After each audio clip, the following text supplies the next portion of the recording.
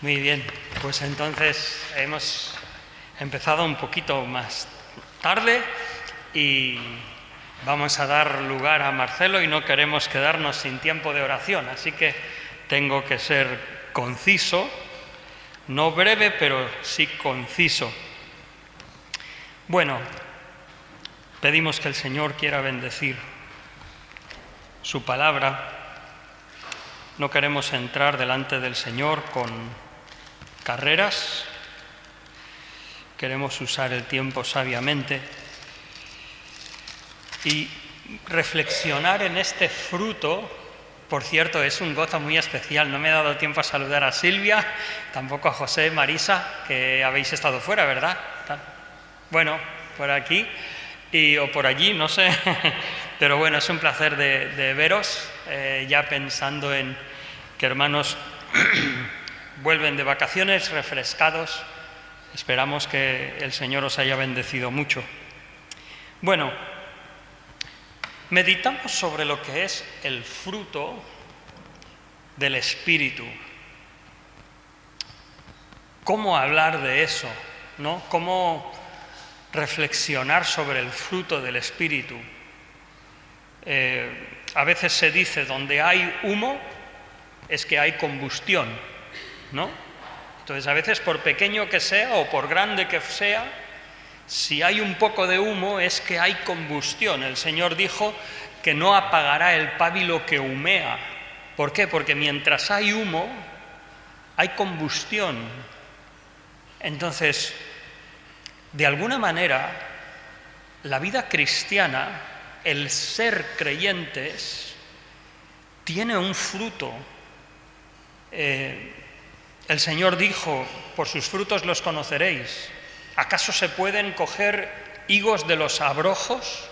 ¿Se pueden coger peras de un manzano o nísperos de una vid? No. El Señor creó los árboles y las plantas de forma que lo que naturalmente fluye de la planta cuando se reproduce es algo que va de acuerdo con lo que hay dentro. Entonces, cuando hablamos de una vida cristiana, de la salvación, hablamos con términos tan grandes porque decimos que nuestros pecados son perdonados, que Dios los ha echado a lo profundo de la mar, que estamos justificados delante de Él, que no hay nada que nos separa, que cuando nos ve, Dios nos ve vestidos de la justicia de Cristo.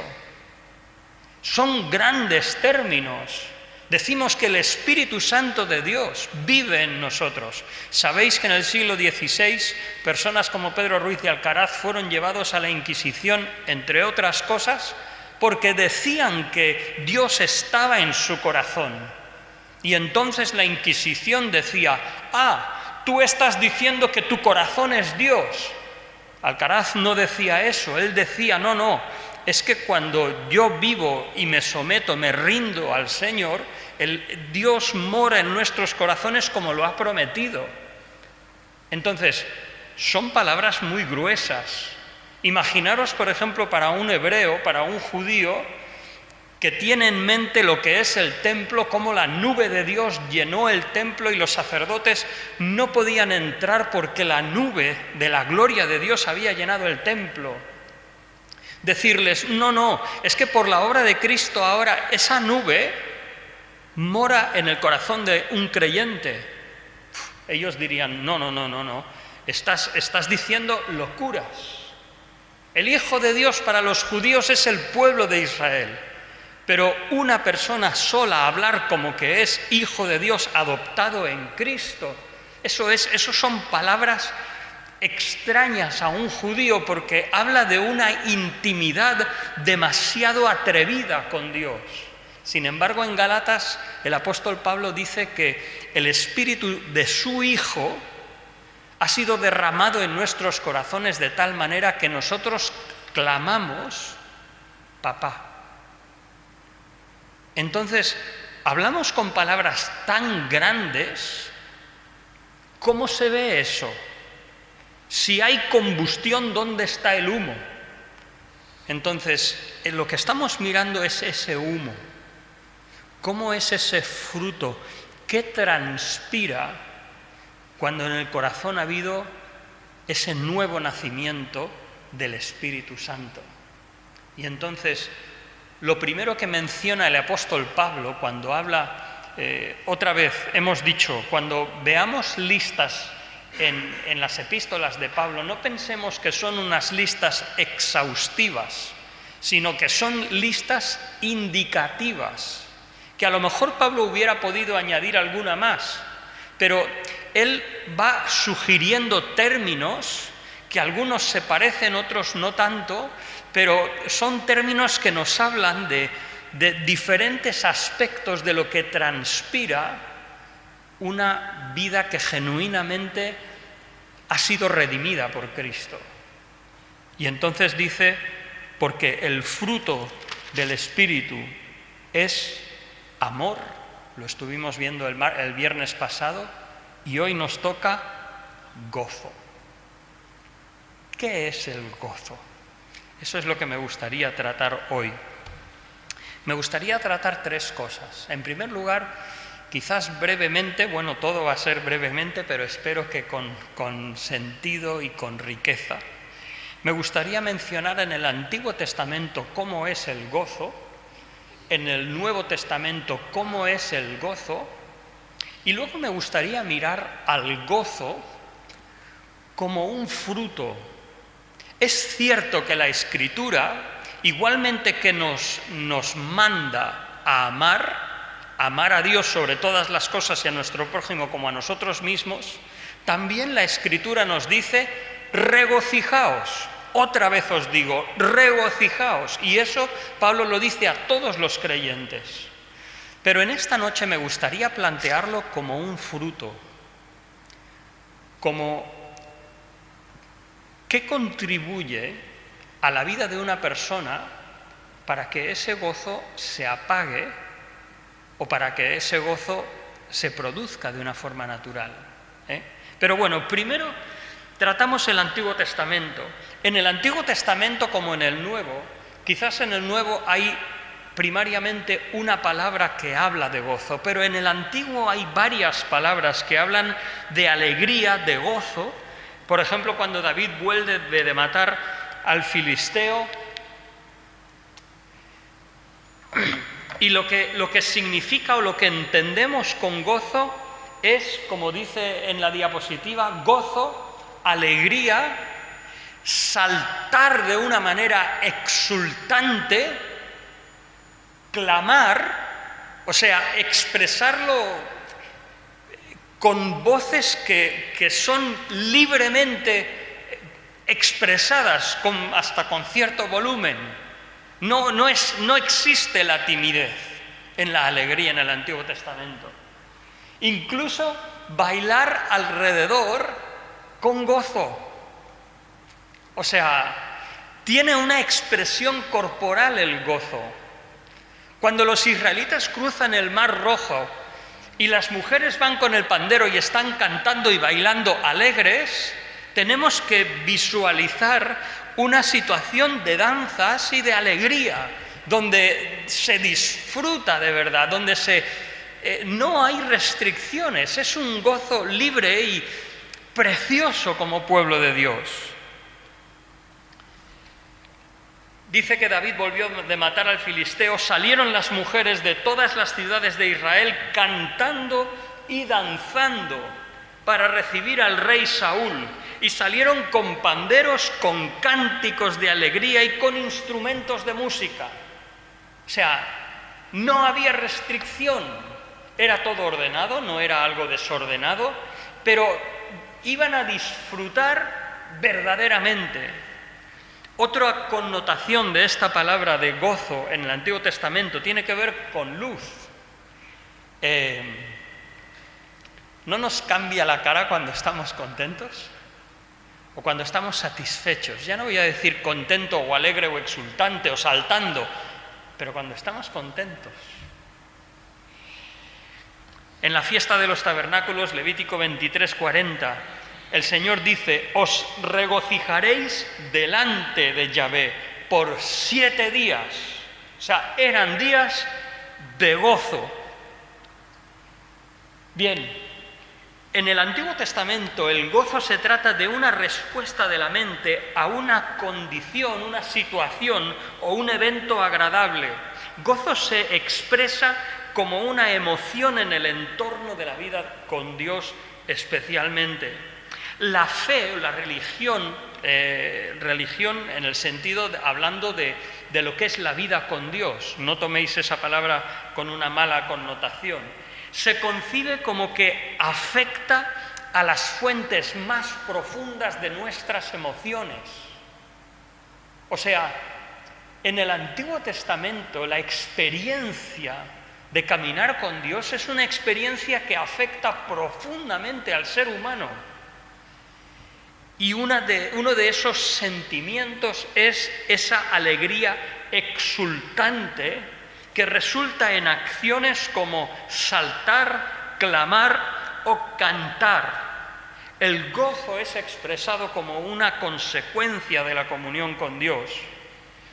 Cuando dice, por ejemplo, Salmo 16, 9, se alegró mi corazón y se gozó mi alma. Dice también Salmo 16, 11, me mostrarás la senda de la vida. En tu presencia hay plenitud de gozo. Hay alegría en la presencia de Dios. El otro día leí algo que me llamó mucho la atención. Y es que leía cómo los hebreos no hacían la distinción que hacen los griegos, que vendrían después, siglos después, y que el cristianismo cayó en ese error en muchas de sus facetas cuando se desarrolló. En los hebreos no había distinción del cuerpo y el alma. Todo era para el Señor. Si tenías hijos, era para Dios. Si tenías hijos en tu juventud, era motivo de gozo y de alegría delante del Señor. Cuando ibas a celebrar las fiestas, disfrutabas, comías y bebías en la presencia de Dios, no fuera de ella. Sin embargo, vino por Platón la idea de que, bueno, y de otros gnósticos y otras tendencias, falsas religiones que intentan hacernos entender como que el cuerpo es malo y que lo espiritual, lo incorpóreo, es bueno.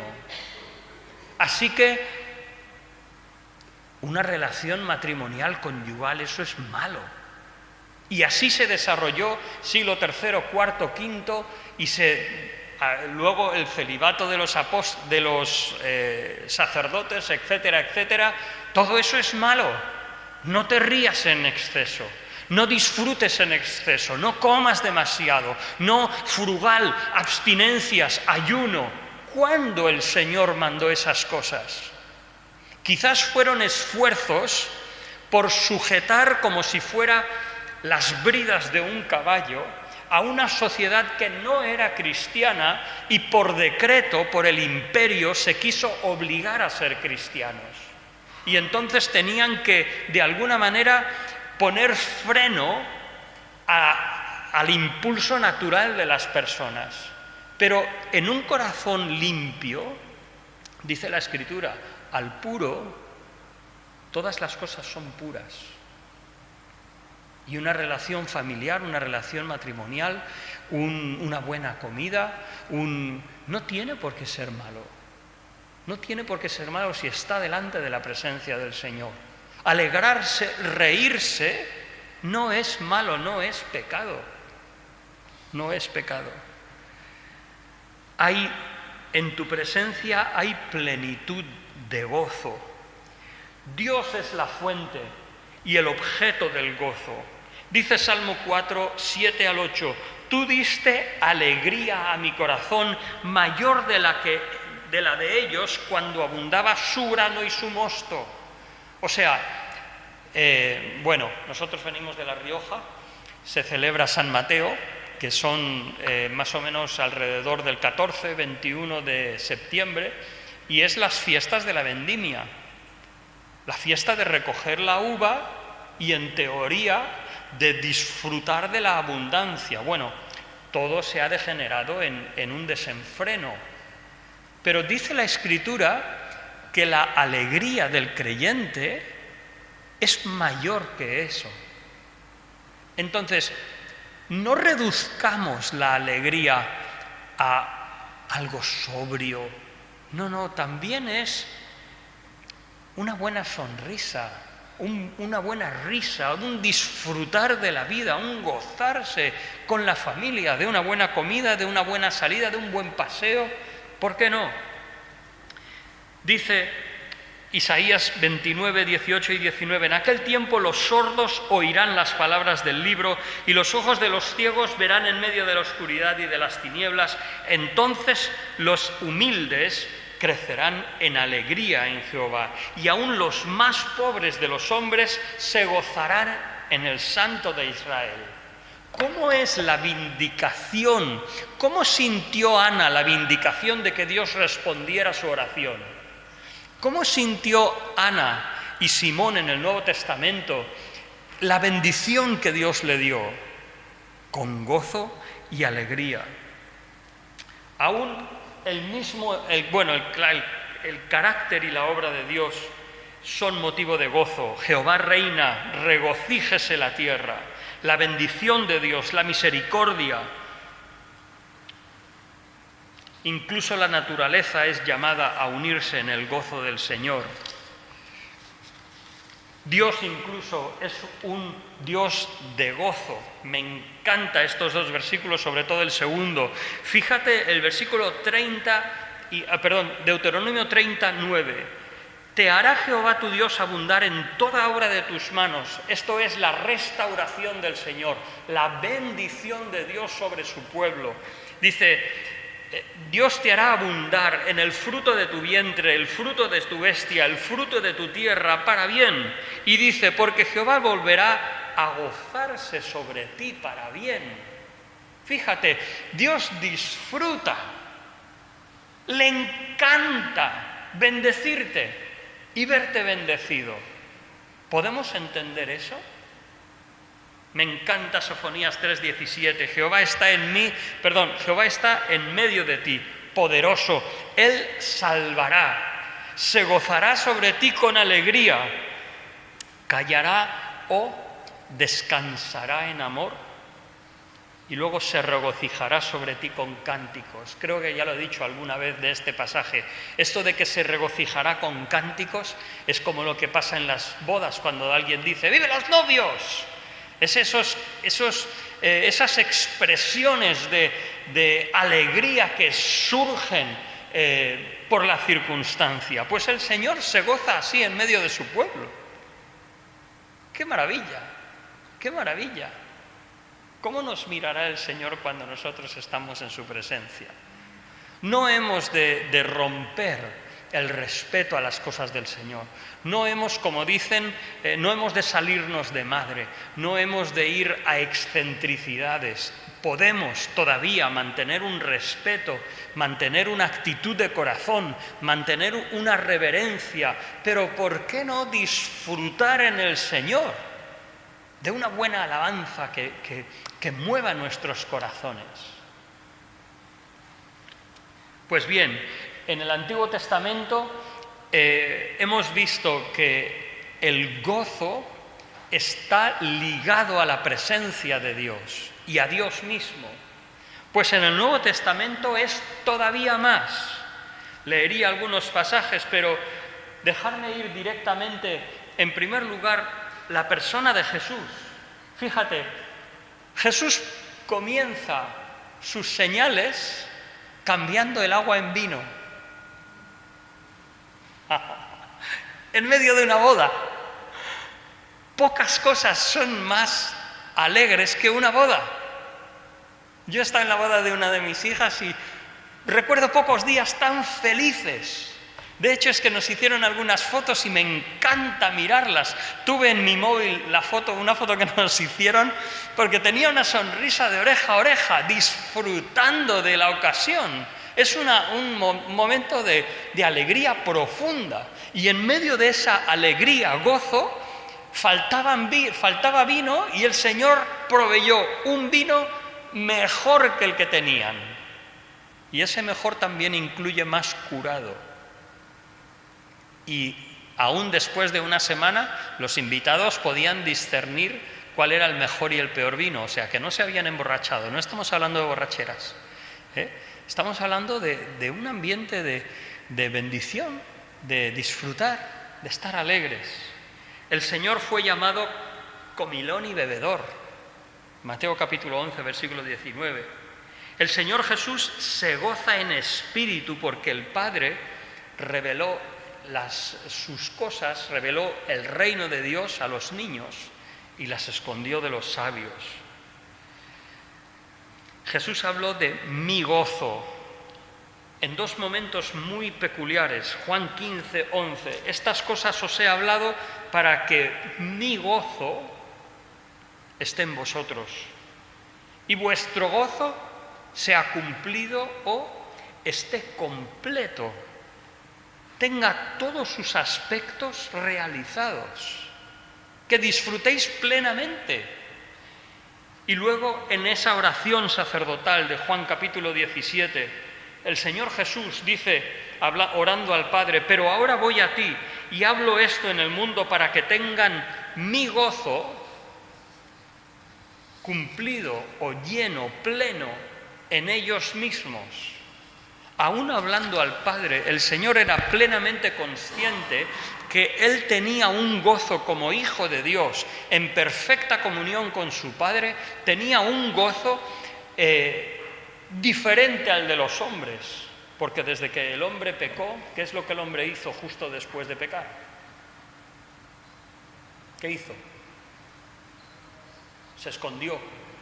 ¿Y por qué se escondió? Tuvo vergüenza. Tuvo ese sentimiento de ansiedad de haber hecho algo mal y de no querer volver a ver el rostro de Dios, porque sabía que había hecho mal.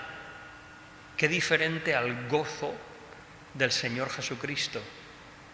Y el Señor, ese gozo, el Señor dijo, yo hago siempre lo que agrada al Padre. ¿Quién puede decir eso de los hombres? Pero el Señor sí lo puede decir. Y conociendo lo que es el gozo y la paz de esa comunión inquebrantada con su Padre, dice, quiero que mi gozo esté en ellos y que esté completo en ellos mismos. O sea, que sea un gozo nuestro que disfrutamos verdaderamente. Me parece precioso.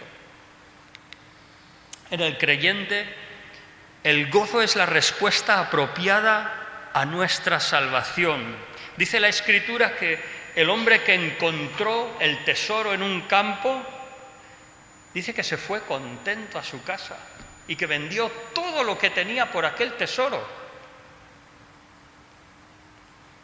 Rendir nuestras vidas al Señor es algo gozoso. No tenemos ninguna pena. No tenemos ninguna pena.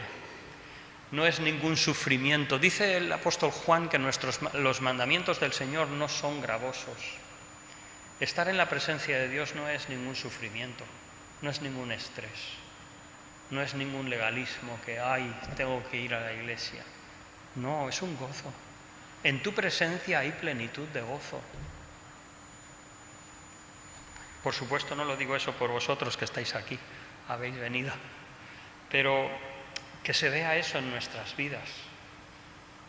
Y nuestros queridos hermanos, si a veces se estresan por la iglesia, decir, no, te has equivocado.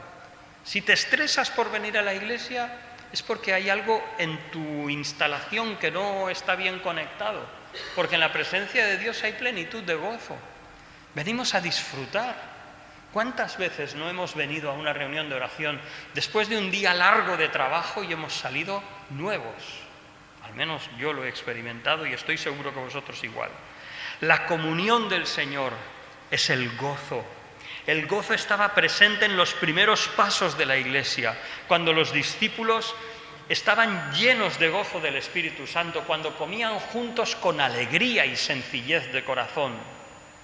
La salvación, dice Pedro, trae un gozo inefable y lleno de gloria, a pesar de las aflicciones temporales. Ahora bien, y quiero terminar con esto, como dicen los abogados, procedo a la conclusión que no quiere decir que ya termino, son unos pocos minutos. ¿El gozo es un fruto o es una decisión? Pues sí, yo creo que es una decisión, porque es como amar. Dices, no, ¿qué pasa? ¿Que tú no estás enamorado de tu esposa? Pues claro que sí, pero es que además, sea lo que sea, yo decido amar. Si no pudiéramos decidir amar, el Señor no nos lo pediría. Pablo no diría, maridos, amad a vuestras mujeres. Diríamos, bueno, Pablo, cuando lo sienta entonces lo haré. Pues no, tú ama a tu esposa. Es una decisión, pero también es un fruto. ¿Por qué digo esto? Porque hay, como habla en el Cantar de los Cantares, que las pequeñas zorras se comen las uvas tiernas, ¿no? Y entonces arruinan la cosecha. El zorro es un animalito pequeño, aunque tiene una cola, que zorro con cola es más grande. Pero los zorros normalmente son animalitos no demasiado grandes. Otra cosa es el lobo, el coyote, pero el zorro es un animalito que no es muy grande, pero causa estragos. La insatisfacción. Si no hay mansedumbre en el corazón, sino que hay, esto no me gusta, no estoy a gusto, eso mina nuestras vidas. La ansiedad o el afán, desear algo más allá de lo que Dios nos permite, ¿no? En cualquier ámbito, sea el ámbito espiritual, sea el ámbito de éxito en la vida, no estoy hablando solamente de dinero, hay muchas cosas que deseamos y no tienen que ver con dinero. La crítica a los demás, el rencor. Cuando alguien critica, no me digas a mí que te alegras. El Señor dice, no maldigáis, bendecid y no maldigáis. Habla las cosas buenas, esfuérzate por reconocer virtudes en vez de criticar, porque la crítica es gangrena para el gozo. Y si nos acostumbramos a criticar, no hay gozo, se lo come. El amor al mundo, al dinero, cosas que nos distraen, nos quitan el gozo del Señor.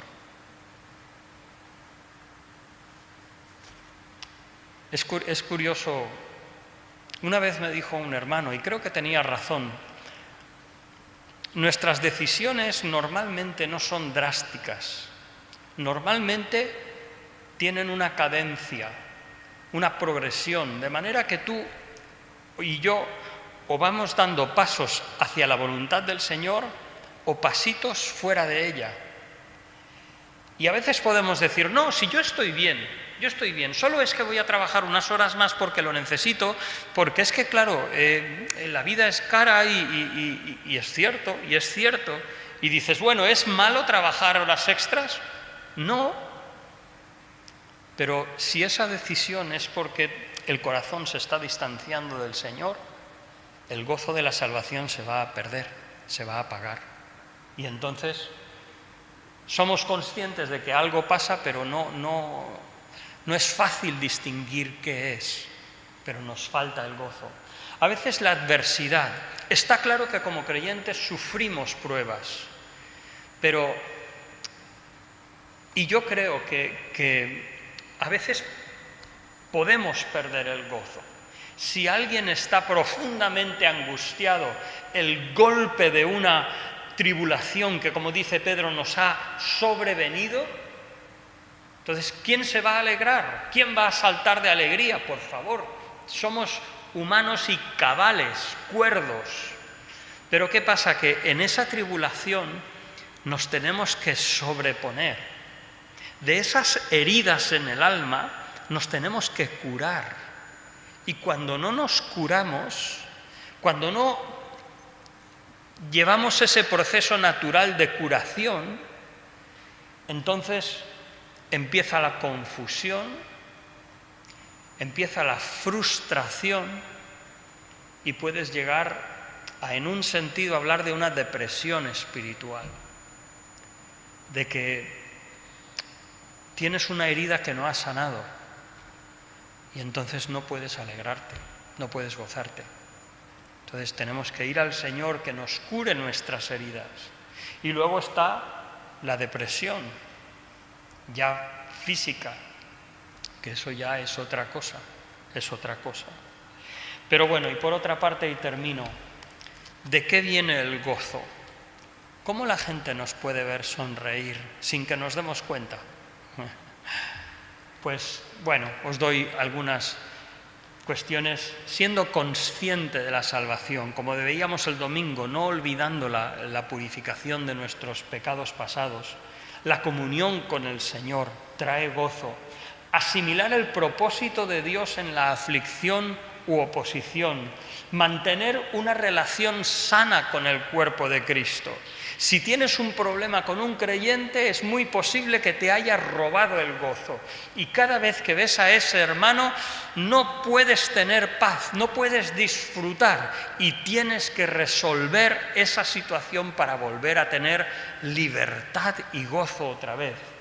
Tener un objetivo claro en la vida, conocer la voluntad del Señor. ¿Cuál es el propósito de Dios para tu vida en la Iglesia? ¿Lo estás cumpliendo? ¿Lo estoy cumpliendo yo? Y por último, ejercitar el servicio cristiano según los dones que el Señor nos ha dado. Ahí es cuando damos y somos bendecidos, porque mejor es dar que recibir. Que el Señor nos ayude.